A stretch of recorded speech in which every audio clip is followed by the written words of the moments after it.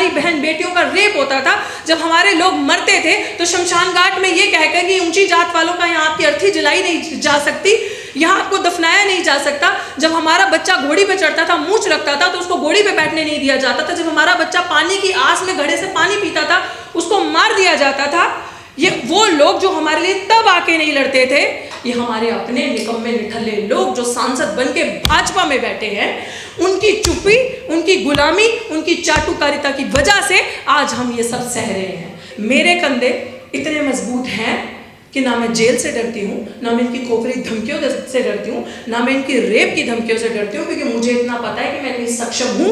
और आप ये कह रहे हो कि आपका हक ये वाली जाति वाले लोग खा गए, इन लोगों के लोग पढ़ के IAS बन गए, डॉक्टर बन गए, XYZ बन गए, लेकिन ये आपका हक खा गए। हम हक नहीं खाए, हमने हक नहीं खाया। सरकार ने जो उनका हक अधिकार बनता था, जो 12वीं पास तक फ्री एजुकेशन का जुमला दिया, वो 12वीं पास तक नहीं चाहिए। 12वीं पास किया हुआ बच्चा IAS नहीं बन सकता, 12वीं पास किया हुआ बच्चा बड़ी बड़ी पोजीशंस पे जाकर नहीं बैठ सकता। उनको free higher education till PhD और whatever they want to do, वहां तक उनको फ्री एजुकेशन मुहैया कराया जाए। नंबर 1, नौकरी हमने नहीं खाई, हमें NFS किया। हमें जब हम इंटरव्यू देने जाते हैं, अ बेंच फुल ऑफ लिटरली वो खुद नॉट सूटेबल लोग हैं जो हमारा इंटरव्यू लेते हैं, वो खुद जुगाड़ से, वो खुद लोगों के गॉडफादर अंदर बैठे होते हैं जो वहां बैठ के हमारा इंटरव्यू ले रहे होते हैं, और वो खुद सूटेबल नहीं हो स्पोर्ट्स पे बैठने के, पढ़ाने के। अगर गॉडफादर ना हो इंटरव्यू के अंदर तो ये लोग सिलेक्शन कमेटी से पास ही नहीं हो सकते। ये रियलिटी है इंस्टीट्यूशंस की। हमारे समाज के जो हाशिए पे बैठे हुए लोग, जिनका आपको बहुत दर्द है, जिसे आप वाल्मीकि तबका कहते हैं, सिर्फ उनको परमानेंट करेंगे। हम में से सब लोग उनके साथ खड़े होंगे और कोई नहीं जाएगा इंटरव्यू के लिए, सिर्फ वो लोग इंटरव्यू के लिए जाएंगे। आप करो परमानेंट। तू एक काम कर कि जो 45 सीट्स तूने निकाली थी ना, तो वो सीधी की सीधी दोबारा निकाल के हमारे वाल्मीकि समाज को दे। सेक्रेटरी लेवल पे, बड़े बड़े डायरेक्टर लेवल पे सिर्फ और सिर्फ अगर लोग होंगे तो वो हमारे होंगे, हम लोग नहीं जाएंगे। आप अग्री करते हो? वो ये भूल चुके हैं कि रिजर्वेशन लेने वाले we are not the first ones. हमसे पहले 3000 साल का रिजर्वेशन, 100% रिजर्वेशन, वैदिक रिजर्वेशन किसने लिया था? किसको अधिकार था पढ़ने का? किसके दादा बाबा CGI है? कौन खुद CGI है? किसका बेटा जज है? मेरा दादा तो नहीं है, मेरा बाप तो नहीं है, मैं तो नहीं हूं। तो फिर 100% कोलेजियम सिस्टम से बैठने वाले कौन है? तो मुझे लग रहा है कि मेरे पास कुछ टेक्निकल पॉइंट्स हैं जो मैंने हाल ही में अपने मीडिया के साथियों के साथ जंतर मंतर पे 21 अगस्त को शेयर किया था। आप सब इंटेलेक्चुअल्स हैं और आप वाकई में क्रीमी लेयर नहीं, क्रीम है, इसीलिए वो आपसे डरते हैं। और मुझे ऐसा लग रहा है कि हम लोग, ये लोग बहुत छोटे हैं। ये नहीं सोचने की जरूरत है, हाँ ये वक्त बिल्कुल इमरजेंसी का दौर है, और ये इमरजेंसी का दौर क्यों लागू हो चुका है आज? क्योंकि जो निकम्मे निठल्ले, जो चीप मेंटालिटी के, है ना, बोलना चाहिए, क्योंकि ये जो कैमरास यहाँ पे लगे हैं ना, हाँ जोर से, ये जो कैमरास, ये वाले नहीं, ये जो कैमरास यहाँ पे लगे हैं ना, ये कैमरा सीधे जाते होंगे RSS की शाखाओं में, ये मोदी के दफ्तर में, और दिखाते होंगे कि किस स्पीकर ने क्या कहा। क्या पता वो सोशल मीडिया देखते हैं या नहीं देखते, लेकिन उनको उनकी औकात समझ में आनी चाहिए। ये इमरजेंसी का दौर जो आज लगा है, ये किसकी वजह से लगा है? ये उनकी वजह से नहीं जो कभी हमारे लिए खड़े नहीं हुए। ये उनकी वजह से नहीं लगा कि जब हमारी बहन बेटियों का रेप होता था, जब हमारे लोग मरते थे, तो शमशान घाट में ये कहकर कि ऊंची जात वालों का यहाँ आपकी अर्थी जलाई नहीं जा सकती, यहाँ आपको दफनाया नहीं जा सकता। जब हमारा बच्चा घोड़ी पे चढ़ता था, मूंछ रखता था, तो उसको घोड़ी पे बैठने नहीं दिया जाता था। जब हमारा बच्चा पानी की आस में घड़े से पानी पीता था, उसको मार दिया जाता था। ये वो लोग जो हमारे लिए तब आके नहीं लड़ते थे। ये इमरजेंसी का दौर उन लोगों के लिए नहीं है। ये इमरजेंसी का दौर जो लगा है आज, ये हमारे अपने निकम्मे निठल्ले लोग जो सांसद बन के भाजपा में बैठे हैं, उनकी चुप्पी, उनकी गुलामी, उनकी चाटुकारिता की वजह से आज हम ये सब सह रहे हैं।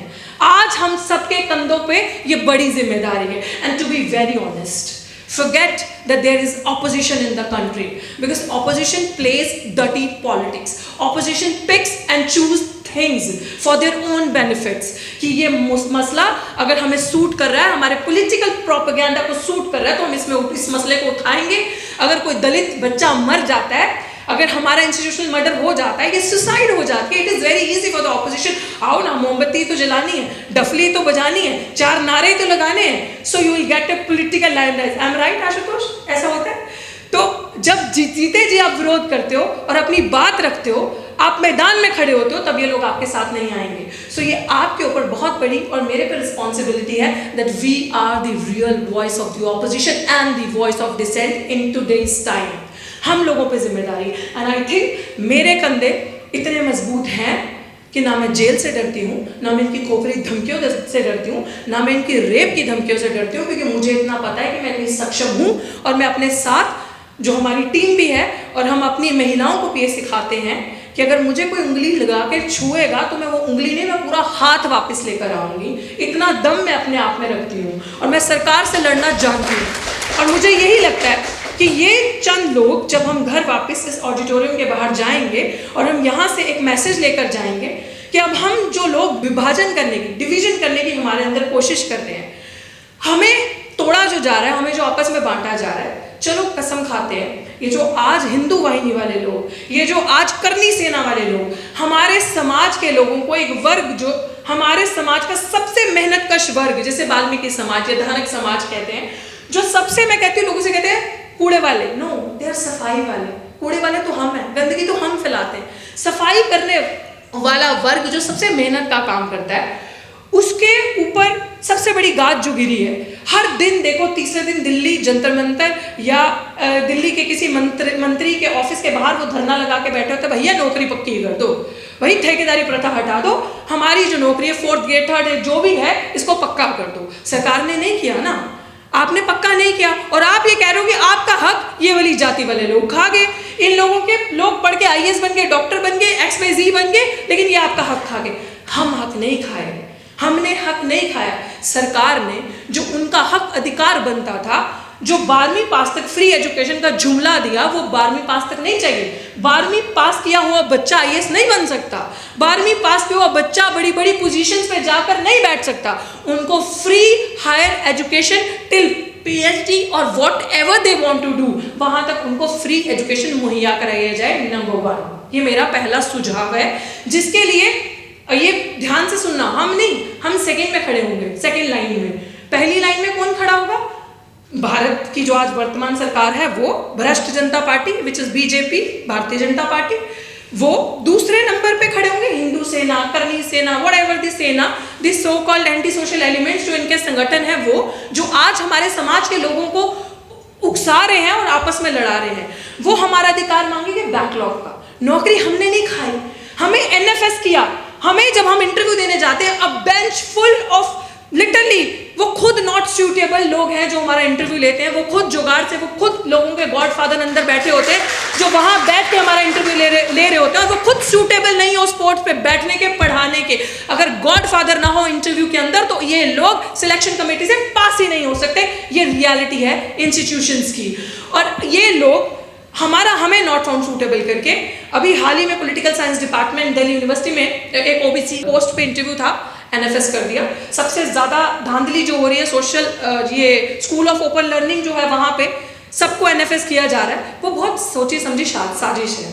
वो पोस्ट NFS करके बैकलॉग में डाल देंगे, और वो बैकलॉग रोस्टर कब घूम के वो पोस्ट जर्नल में चली जाएगी, और वो बैठ के वहां पे लाभ ले रहे होंगे, और हमारे वाले गद्दार दलाल तालियां पीट रहे होंगे। और हमारे वाले दलाल और गद्दारों में बेंच के अंदर बैठ के इतनी हिम्मत नहीं होती जो एक्सपर्ट बन के जाते हैं इंस्टीट्यूशंस के अंदर, कि वो वहां बैठ के ये बोल सके कि नहीं, मैं स्टैंड अलोन हूं, मैं अकेला खड़ा हूं, आप ये गलत कर रहे हो। वो वहां ताली थपथपाते हैं, और वो जो फैसला बाकी 5-7 लोग बैठे होते हैं, वो देकर आ जाते हैं। तो हमारी दूसरी डिमांड जो सबसे बड़ी होगी कि हमारा जितना भी बैकलॉग है, हमें वो दिया जाए, और मात्र 1 साल के टाइम बाउंड के अंदर वो बैकलॉग पूरा का पूरा भरा जाए, और उन बैकलॉग की सीट्स पे 1 महीने के अंदर, ज्यादा टाइम नहीं लगेगा, सिर्फ टेक 1 मंथ। इस गवर्नमेंट को मैं चैलेंज कर रही हूँ कि 1 महीना लो और हमारे साथ फेयर डिस्ट्रीब्यूशन करना है, तो 1 महीने के अंदर सिर्फ और सिर्फ उन बैकलॉग की पदवियों पे, चाहे वो डॉक्टर्स के अंदर हो, चाहे वो इंस्टीट्यूशंस के अंदर हो, चाहे वो नॉन टीचिंग, चाहे वो टीचिंग का हो, आप सिर्फ और सिर्फ हमारे समाज के जो हाशिए पे बैठे हो लोग, जिनका आपको बहुत दर्द है, जिसे आप वाल्मीकि तबका कहते हैं, सिर्फ उनको परमानेंट करेंगे। हम में से सब लोग उनके साथ खड़े होंगे, और कोई नहीं जाएगा इंटरव्यू के लिए, सिर्फ वो लोग इंटरव्यू के लिए जाएंगे। आप करो परमानेंट। आप यही सिस्टम रेप्लिका करो, ठेकेदारी प्रथा हटाओ, प्राइवेट सेक्टर हटाओ, आप उनका जो आपने आउटसोर्स किया है ठेकेदारी प्रथा, जो लोग नौकरियां मांग रहे हैं उनको भड़काया है, आप उनको परमानेंट करो, हम में से हमारा लोग कोई नहीं जाएगा। And the third most thing कि जो भाई चोरी के दरवाजे से आना, भाई हम में टैलेंट है, ठोक बजा के सीने पे बोलते हैं, 4 किताबें पढ़ी हैं भले, लेकिन पढ़ी बड़ी जबरदस्त तरीके से, जितना पढ़ा उसको प्रैक्टिकल इंप्लीमेंट करने का जमीन पे दम रखते हैं। तो फिर चोरी के दरवाजे से क्यों आना? आईएएस बन के, सेक्रेटरी बन के, सीधे आओ ना, बैठो ना, दो ना इंटरव्यू, तब आपको लेटरल एंट्री से, चोरी से आना है। तो मेरा चौथा सुझाव, जो 45 सीटें सरकार ने निकाली थी कि 45 सीट्स लेटरल एंट्री से भरी जाएंगी, जिसमें अगर रोस्टर या अगर प्रॉपर इंप्लीमेंटेशन रिजर्वेशन पॉलिसी का फॉलो होता तो best of my understanding 12 OBC की होती, 6 एससी की होती और 3 एससी की होती, जो मेरी अंडरस्टैंडिंग है। तो एक काम करो, वो 45 सीटें, कुछ हमारे समाज के लोग गए थे वहाँ पे सरकार मोदी से मिलने और बोलने के लिए कि इसको वापस ले लो, ये गलत है, और मोदी जी ने दिखाया कि हाँ मैंने वापस, सरकार ने दिखाया मैंने वापस ले लिया। भाई वापस ना ले, इतना एहसान हम पे मत कर। तू एक काम कर कि जो 45 सीट्स तूने निकाली थी ना, तो वो सीधी की सीधी दोबारा निकाल के हमारे वाल्मीकि समाज को दे। सेक्रेटरी लेवल पे, बड़े बड़े डायरेक्टर लेवल पे सिर्फ और सिर्फ अगर लोग होंगे तो वो हमारे होंगे, हम लोग नहीं जाएंगे। आप अग्री करते हो? आप अग्री करते हो इस पॉलिसी से? अग्री?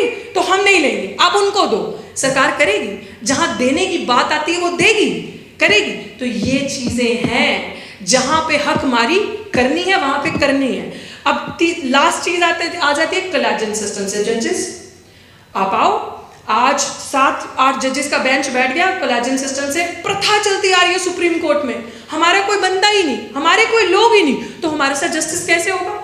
उन्हीं के लोग, उन्हीं के जज। आज मैं तेरी बेटी को बनाऊंगा, कल तू मेरे बेटे को बना, दोनों के अंदर शादी होगी, रिश्ता, उसकी आगे जनरेशन, उनको ऐसा ही हो रहा है ना, मैं कुछ गलत तो नहीं बोल रही हूँ, यही है ना, यही चल रहा है। तो एक काम करो, कोलेजियम सिस्टम लागू करो, हमारे लोगों को सीधे सीधे जज बनाओ। और ये डिमांड्स हम लोग, मैंने पहले ही बताया, हम लोग सेकंड खड़े होंगे लड़ाई में, जंतर मंतर पे कॉल बेशक हम दे देते, लेकिन सेकंड पहले ये जो बीजेपी के सो कॉल्ड इंटेलेक्चुअल्स जिन्होंने ये तालियां बजा रहे हैं, हमारे लोगों को उकसा रहे हैं, लड़ाई करवा रहे हैं, हाल ही में भी हमारे एक साथी पर अटैक करवाया है, तो इस तरीके से फर्स्ट लाइन में ये लोग खड़े होंगे ये अधिकार मांगने के लिए, और दूसरी लाइन में हम लोग खड़े होंगे कि अगर ये भाग जाए तो लठ लेके भी तैयार रहना है ना वापस वहां बिठाने के लिए, तो वहां हम इनके स्वागत के लिए खड़े रहेंगे।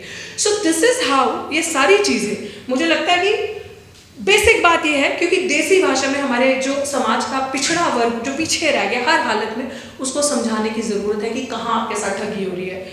मुझे ये लगता है कि जो पिछले 15-20 सालों से हम लोग सिविल सर्विसेज का एग्ज़ाम, जो कि थोड़ा सा माना जाता था कि ये एक फेयर प्रोसीजर है, जो कि अब नहीं रहा। आपने नीट में देख लिया क्या हुआ, आपने देख लिया कि किस तरीके से लेटरल एंट्री से लोगों को घुसपैठ करवा रहे हैं। लेकिन जो एक फेयर सिस्टम माना जाता था, हमें लगता था कि ठीक है सिलेक्शन प्रोसेस सही है, उसमें इनको ये चीज़ लगी कि 15-20 सालों से जो दलित, आदिवासी और मुस्लिम समाज के बच्चे जो हैं, ये सिर्फ पास करके आ नहीं रहे, ये टॉप कर रहे हैं।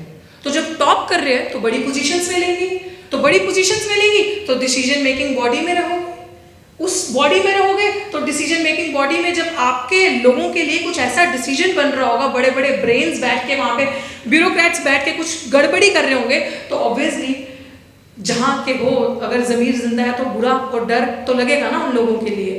तो वो एक प्रॉपर प्रोसीजर फॉलो करके साजिश के तहत ये चीज़ें हो रही है कि रिजर्वेशन का एक ढांचा रह जाए और अंदर कुछ ना बचे इनके लिए। लेकिन इन सब चीज़ों को हमें एक साथ देखने की ज़रूरत है, चाहे वो जुडिशरी हो, चाहे लेटरल एंट्री हो, चाहे ये सब क्लासिफिकेशन हो रहा है, ये सब कुछ मिला हुआ है, ये कहीं पे भी अलग नहीं है।